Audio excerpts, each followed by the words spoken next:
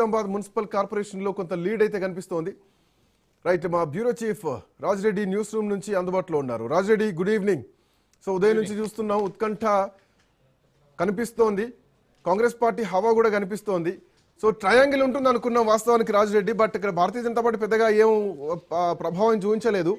ఎక్కడ BJP వెనకబడ్డది, Congress party వ్యూహాలు ఎక్కడ సక్సెస్ అయినాయి అనుకోవాలా? ఈ హవా ఎట్లా చూడాలి? అంటే వార్డుల విషయానికి వచ్చే వరకు వార్డులలో కాస్త బీజేపీ గతంతో పోలిస్తే ఈసారి ఓట్లను ఎక్కువ సాధించింది, వార్డులను ఎక్కువగా సంపాదించుకుందని చెప్పుకోవచ్చు. గతంతో పోలిస్తే ఇప్పుడు ఘనంగానే ఉంది బీజేపీ. కానీ వాళ్ళు ఏదైతే అంచనా వేసుకున్నారో, మేము 5 కానీ 10 కానీ 15 కానీ మున్సిపాలిటీలు గెలుస్తామని మొదటి నుంచి బీజేపీ అంచనాలు వేసుకుంది. కానీ ఒకటే, అది కూడా నారాయణపేటలో అతిపెద్ద పార్టీగా అవతరించింది, ఎక్కువ వార్డులు వచ్చినాయి. మరి అదొకటే మున్సిపాలిటీ ఇప్పటి వరకు బీజేపీ ఖాతాలో ఉంది, కానీ మిగతా వాటిలో బీజేపీ అంతగా ప్రభావం చూపలేదని చెప్పుకోవచ్చు. అయితే కార్పొరేషన్ల విషయానికి వచ్చే వరకు బీజేపీ ఇటు నిజామాబాద్ కానీ కరీంనగర్లో కానీ మంచి పరిస్థితుల్లోనైతే ఉంది. ఇప్పటికైతే లీడ్లోనైతే కరీంనగర్లో, అదేవిధంగా నిజామాబాద్లో కార్పొరేషన్లో కనబడుతుంది. అయితే ఇక్కడ సమీకరణాలు ఏ రకంగా ఉంటాయనేది కూడా చూసుకోవాలి శ్రీకాంత్. ఎందుకంటే ఇక్కడ మ్యాజిక్ ఫిగర్ అనేది రావాలా. ఇప్పుడు కరీంనగర్లో 66 కార్పొరేషన్ స్థానాలు ఉన్నాయి, డివిజన్లు ఉన్నాయి. అందులో దాదాపు 34 వస్తేనే మ్యాజిక్ ఫిగర్ వచ్చినట్టు. మరి బీజేపీకి ఆ 34 మ్యాజిక్ ఫిగర్ వస్తుందా? మ్యాజిక్ ఫిగర్కు తక్కువై అతిపెద్ద పార్టీగా అవతరిస్తుందా?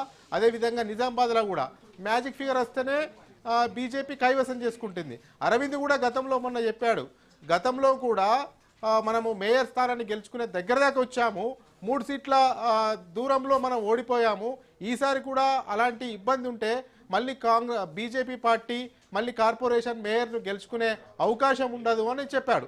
ఈ యొక్క నేపథ్యంలో మరి ఏ రకంగా ఈ ఓట్లు పోలరైజ్ అయ్యాయి అనేది కూడా చూడాలి. ఎందుకంటే వార్డుల వైజ్గా ఇప్పుడే కౌంటింగ్ స్టార్ట్ అవుతుంది, కౌంటింగ్లో కొంచెం లీడ్ అనేది కనబరుస్తుంది తప్ప మరి మ్యాజిక్ ఫిగర్ చేరుకుందా చూడాలి. ఎందుకంటే అక్కడ మైనార్టీల పాపులేషన్ ఎక్కువగా ఉంటుంది. ఈ నిజామాబాద్ అయితేనేమి, కరీంనగర్ అయితేనేమి, ఇక్కడ మైనార్టీ పాపులేషన్ ఎక్కువగా ఉంటుంది. కాబట్టి మరి ఈ మిగతా వర్గం ఉన్న వాళ్ళంతా కూడా ఇటు బీజేపీకి వేస్తారా, లేకపోతే స్ప్లిట్ అయ్యి అటు మ్యాజిక్ ఫిగర్ రాకుండా అవుతుందో? ఒకవేళ మ్యాజిక్ ఫిగర్ రాకపోతే కూడా అటు కాంగ్రెస్ ఎంఐఎం కలిసే అవకాశం ఉంటుంది.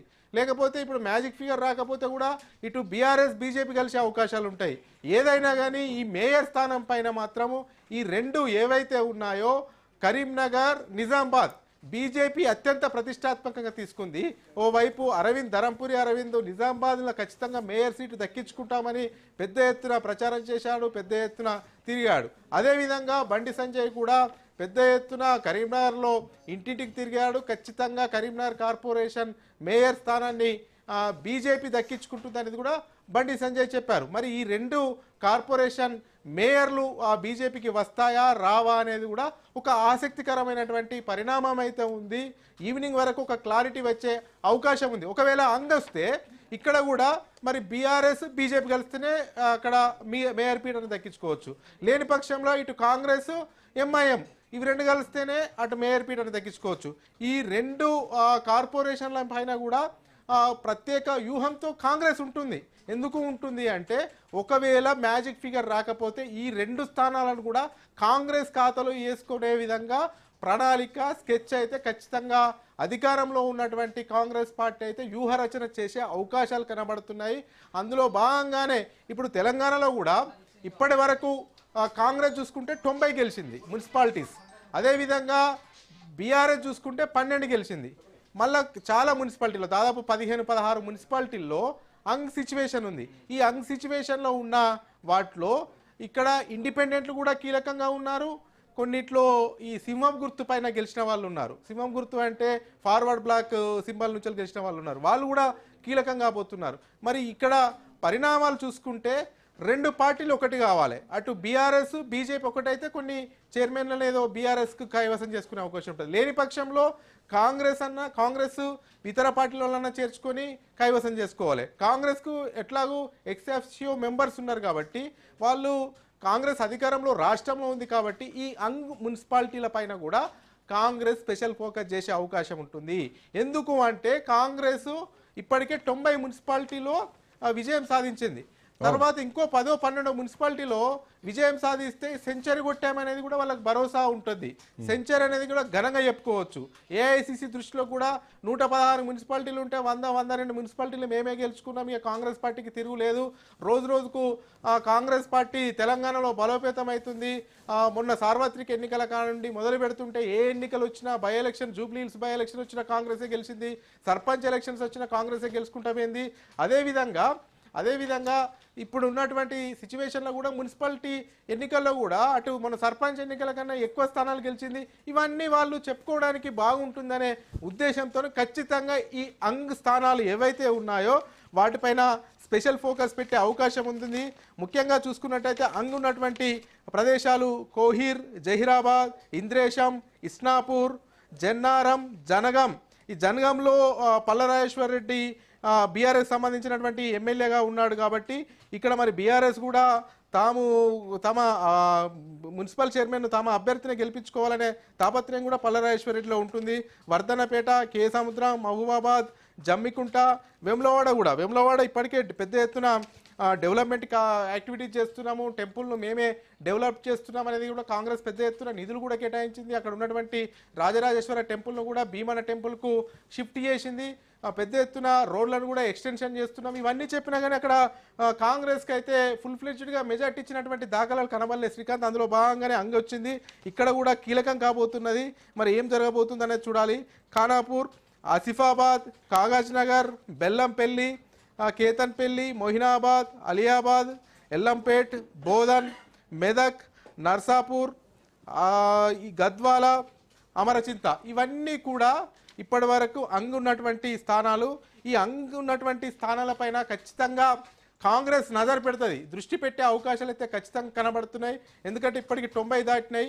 ఈ 90 తర్వాత ఈ 10 12 ఈ అంగు ఉన్నటువంటి వాటిని స్వాధీనం చేసుకుంటే, ఇళ్ళకు ఉన్నటువంటి వాటిని దక్కించుకుంటే 100 దాటుతాయని ఖచ్చితంగా కాంగ్రెస్ అయితే ప్రణాళిక చేసే అవకాశం ఉంటుంది. ఇకపోతే మున్సిపల్ కార్పొరేషన్లో కూడా కాంగ్రెస్ హవా వీస్తుంది అని చెప్పుకోవచ్చు.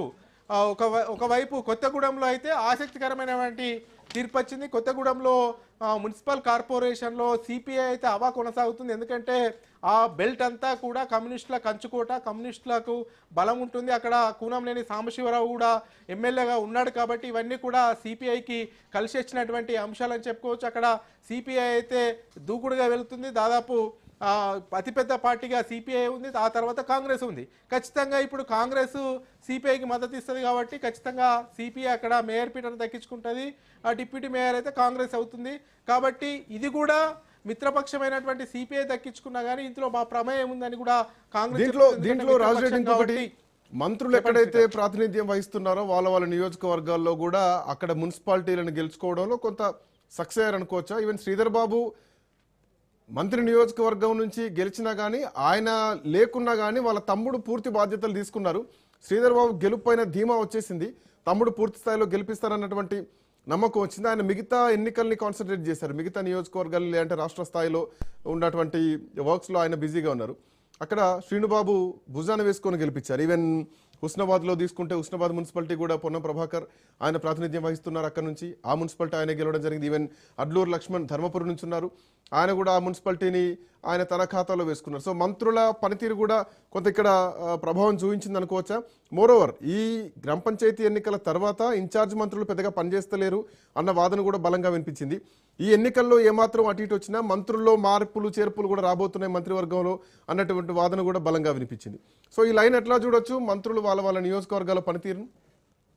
ఖచ్చితంగా వాళ్ళ పనికి కొలమానంగా పెట్టుకునే ఈ మున్సిపల్ ఎన్నికలను వాళ్ళు అత్యంత ప్రతిష్టాత్మకంగా తీసుకున్నారు. ఎందుకంటే మున్సిపాలిటీలోనూ లైట్ తీసుకుంటే పోయేది వాళ్ళ మంత్రి పదవి. మంత్రి పదవిలో ఎవరైతే ఉన్నారో వాళ్ళకు ఈ యొక్క మున్సిపాలిటీలు అగ్ని పరీక్షగా మారాయని చెప్పుకోవచ్చు. అందులో భాగంగానే మున్సిపాలిటీల పైన మంత్రులు ఎవరైతే ఉంటారో వాళ్ళ సొంత నియోజకవర్గాల్లో పూర్తి స్థాయిలో కాన్సన్ట్రేషన్ చేశారు. అక్కడ అభివృద్ధి సంక్షేమ కార్యక్రమాలు చేస్తామని హామీ ఇచ్చారు. పెద్ద ఎత్తున ప్రజల్లోకి వెళ్ళారు, ఇంటింటికి ప్రచారం చేశారు. కాంగ్రెస్ అభ్యర్థులను గెలిపిస్తేనే ఈ మున్సిపాలిటీలో ఫ్యూచర్ ఉంటుందని చెప్పారు. అంతేకాకుండా ముఖ్యమంత్రి ఉమ్మడి జిల్లాల వైజ్గా బహిరంగ సభలు పెట్టారు. కాంగ్రెస్ని ఆదరించండి, కాంగ్రెస్నే చేరదీయండి, కాంగ్రెస్నే గెలిపించండి, కాంగ్రెస్ ఇంకా 3 సంవత్సరాలు ఉంటుంది, పైగా ఇంకా 5 సంవత్సరాలు మళ్ళీ నేనే వస్తాను రేవంత్ రెడ్డి ముఖ్యమంత్రి చెప్పడము, ఇంకా 8 సంవత్సరాలు కాంగ్రెసే ఉంటుందని చెప్పడము, ఇలా అంతా కూడా ప్రజలను బ్రెయిన్ వాష్ చేసిర్రు. పూర్తిగా తెలంగాణలో ఇంకా 3 సంవత్సరాలు అయితే మొదటి విడత కాంగ్రెసే ఉంటుంది, మళ్ళీ ఒకసారి రెండో విడత గెలిస్తే ఇంకో 5 సంవత్సరాలు ఉంటుంది, 8 సంవత్సరాలు ఉంటుంది అనేది కూడా ప్రజల్లోకి డెప్త్గా తీసుకెళ్ళిర్రు. ఈ యొక్క నేపథ్యంలో ఇప్పుడు వచ్చేటువంటి సంక్షేమ పథకాలు ఏవైతే ఉంటాయో, అభివృద్ధి కార్యక్రమాలు ఏవైతే ఉంటాయో అవి ఆటంకం కలగకుండా సంక్షేమ పథకాలు ప్రజల్లోకి అందాలనుకుంటారో వాళ్ళందరూ కూడా ఇందిరమ్మ ఇండ్లు ఆశించే వాళ్ళు చాలామంది ఉంటారు, రేషన్ కార్డులు ఆశించే వాళ్ళు చాలామంది ఉంటారు, ఏమన్నా హెల్త్ ఇష్యూస్ అయితే ఆరోగ్యశ్రీ ఆశించే వాళ్ళు చాలామంది ఉంటారు. ఇలా ఎవరైతే సంక్షేమ అభివృద్ధి ఫలాలు అందాలి, ఇంకా 3 సంవత్సరాలు కాంగ్రెసే ఉంటుంది, ఇప్పుడు ఈ మున్సిపాలిటీలను ఓడించుకుంటే మళ్ళీ మన మున్సిపాలిటీ అభివృద్ధి చెందదు, సంక్షేమ అభివృద్ధి కార్యక్రమాలు అందవు, అంతేకాకుండా మన నియోజకవర్గంలో ఎవరైతే మంత్రులు విస్తృతంగా ప్రచారం చేస్తున్నారో మన నియోజకవర్గాన్ని గుర్తించి కాంగ్రెస్ హైకమాండ్ మంత్రి పదవి ఇచ్చింది కాబట్టి ఆ యొక్క నియోజకవర్గంలో ఉన్నటువంటి మున్సిపాలిటీలకు సార్థకత చేకూరాలంటే మంత్రి చెప్పినట్టే వినాలి, మంత్రి చెప్పినట్టే ఓట్లు వేయాలనేది కూడా ప్రజలు ఒక మైండ్లో ఫిక్స్ అయ్యారు. అందులో భాగంగానే ఎక్కడైతే మంత్రుల నియోజకవర్గాల్లో మున్సిపాలిటీలు ఉంటాయో ఆ మున్సిపాలిటీలో దాదాపు క్లీన్ స్వీప్ చేసేంత పనిచేశారు. ఏకంగా ధరంపురిలోనైతే అడ్లూరు లక్ష్మణ్ కుమార్ 15 మున్సిపాలిటీ వార్డులకు 15 కాంగ్రెసే గెలిచింది. అదేవిధంగా ఉస్నాబాద్లో చూసుకుంటే 20 మున్సిపాలిటీలకు 16 మున్సిపాలిటీ వార్డులను కాంగ్రెస్ కైవసం చేసుకుంది. ఇంత పెద్ద విజయాలు గతంలో కాంగ్రెస్కు సాధ్యం కాలేదు. ఇప్పుడు ఎక్కడైతే మంత్రులు ఉన్నారో ఆ నియోజకవర్గాల్లో వాళ్ళు పూర్తిగా కాన్సన్ట్రేషన్ చేసి ఇక్కడ ఓడిపోతే మన మంత్రి పదవులకే ఇబ్బంది అయ్యే అవకాశాలు ఉంటాయనేది కూడా మంత్రులు గ్రహించారు. ఎందుకంటే ఒకవేళ మంత్రిగా ఉండి మున్సిపాలిటీలో ఓడిపోతే స్వపక్షం నుంచి కూడా వ్యతిరేకత వస్తుంది.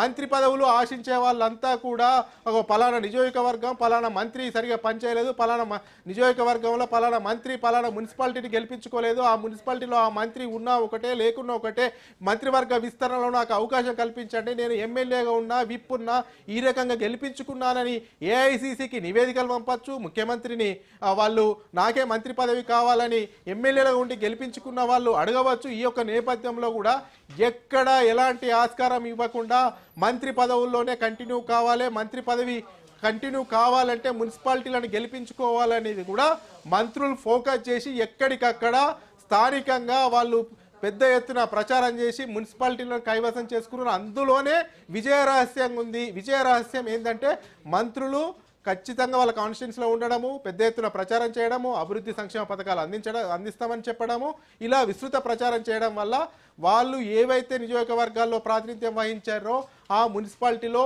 మంచి రిజల్ట్ వచ్చిందని చెప్పుకోవచ్చు. శ్రీకాంత్, రాజిరెడ్డి, అంటే జనరల్గా గెలిచిన ఎమ్మెల్యేలు బీఆర్ఎస్ పార్టీ తరఫున ఎవరుంటున్నారో అక్కడ కొంత బీఆర్ఎస్ పార్టీ ప్రభావం కనిపించింది. ఈవెన్ మెదక్ చూసుకున్నా కానీ, సంగారెడ్డి చూసుకున్నా కానీ, హరీష్ రావుకు పట్టున్నటువంటి ప్రాంతాల్లో బీఆర్ఎస్ పార్టీ మున్సిపాలిటీలను గెలుచుకుంది. ఈవెన్ కేటీఆర్కు పట్టున్నటువంటి ప్రాంతాల్లో గెలుచుకుంది. ఈవెన్ కేసీఆర్ గజ్వేల్లో కూడా బీఆర్ఎస్ పార్టీ ప్రభావం చూపించింది. సో కొంతవరకు ఈవెన్ నల్లగొండ విషయాన్ని చూసుకుంటే ఎట్లా చూడాలి? ఎందుకంటే కాంగ్రెస్ పార్టీ కంచుకోటగా ఉండే నల్లగొండ తెలంగాణ రాష్ట్రం వచ్చిన తర్వాత బీఆర్ఎస్ పార్టీకి పూర్తి అడ్డాగా మారిపోయింది. అందులో గెలిచిన నియోజకవర్గం ఒకటే సూర్యాపేట, జగదీష్ రెడ్డి. సో ఆ స్థానం మున్సిపాలిటీ అయినా కొంత బీఆర్ఎస్ పార్టీ ప్రభావం చూపిస్తుందేమో అనుకున్నారు. బట్ అక్కడ కూడా ఏం లేదు, ఆ మున్సిపాలిటీని కూడా కాంగ్రెస్ పార్టీ కైవసం చేసుకుంది. సో ఓవరాల్గా కాంగ్రెస్ పార్టీ క్లీన్ స్వీప్ చేసింది, నల్లగొండ మొత్తం కూడా క్లీన్ స్వీప్ చేసింది. సో ఇక్కడ బీఆర్ఎస్ పార్టీ ఇంకా వీక్ ఉందనుకోవాలా? అక్కడ పెద్దగా జగదీష్ రెడ్డి ఎఫెక్ట్ ఏం కనిపించలేదు అనుకోవాలా? ఎట్లా చూడొచ్చు ఈ అంశాన్ని? అంటే ఈ జగదీశ్వర్ రెడ్డి ఎఫెక్ట్ కనబడలేదు అనేదానికన్నా నల్లగొండ జిల్లా కాంగ్రెస్ కంచుకోట ఒకటైతే రాజకీయ ఉద్దండులు నల్లగొండ జిల్లాలో ఉన్నారు, రాజకీయ ఏమాఏమీలు నల్లగొండ జిల్లాలో ఉన్నారు. నల్లగొండ జిల్లా నుంచి ఎప్పటికీ కూడా కాంగ్రెస్ నుంచి పిసిసి పదవి ఆశించే వాళ్ళు నల్లగొండలనే ఉంటారు, ముఖ్యమంత్రి పదవి ఆశించే వాళ్ళు నల్లగొండలనే ఉంటారు. అంత కీలకమైనటువంటి నేతలంతా కూడా నల్లగొండ జిల్లాలో ఉన్నారు. వాళ్ళు నల్లగొండ జిల్లాలో ఉన్నటువంటి నాయకులు కేవలం వాళ్ళ నియోజకవర్గంలోనే ప్రభావితం చూపించారు, పూర్తి స్థాయిలో ఉన్నటువంటి నియోజకవర్గాల్లో కూడా ప్రభావితం చూపిస్తారు. గతంలో బీఆర్ఎస్ అధికారంలో ఉన్నప్పుడు ఒక మునుగోడు మినహాయించి 2018 సంవత్సరంలో ఒక మునుగోడు నుంచి కోమటిరెడ్డి రాజగోపాల్ రెడ్డి మాత్రము, అదేవిధంగా ఈ హుజూర్ నగర్ నుంచి ఉత్తమ్ కుమార్ రెడ్డి గెలిచాడు, ఆ తర్వాత ఎంపీ అయ్యాడు, తర్వాత బై ఎలక్షన్ వచ్చినా కానీ మళ్ళీ బీఆర్ఎస్ గెలిచింది. ఒక మునుగోడు ఒక్కటే నల్గొండ జిల్లాలో ఉండేది. ఆ మునుగోడులో కూడా రాజగోపాల్ రెడ్డి రాజీనామా చేసి బీజేపీకి పోయి బీజేపీ నుంచి వెళ్ళి ఓటమి చెందారు. ఆ తర్వాత బీఆర్ఎస్ హవా కంటిన్యూ అయింది.